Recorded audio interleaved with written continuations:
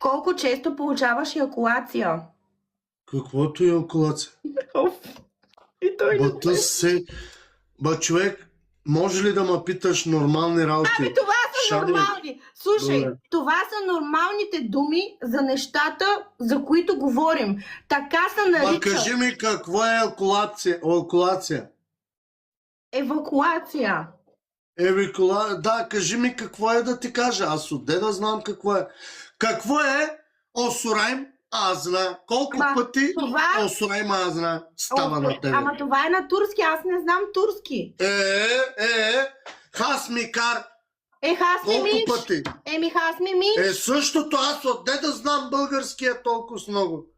Говори ми на турски, да те разбера. Говори на турски. Нали си много умена? Аз ще обяснявам, ама... Нали много си умена? Нали си умена? Чакай Говори да ми кажа. на турски. Кажи, аз ще те обясня. Или на цигански.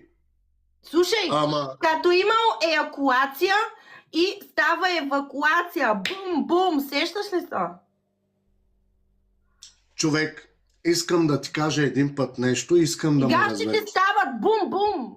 Сещаш ли се? Виж, аз съм турски момче. Циган. Ма това всеки го знае. Тъй, аз българския ми е малко по-така. Ако ти знаеш на турски, да говорим на турски. Добре, или на цигански.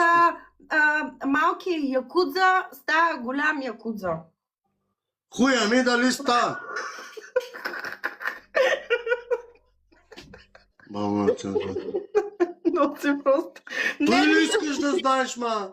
Колко често на ден? Зависи от ситуациите. Как? Ако съм в центъра, да.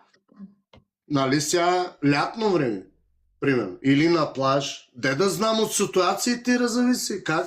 Зависи примерно, от положението. така разхождаш се по центъра и докато се разхождаш по центъра...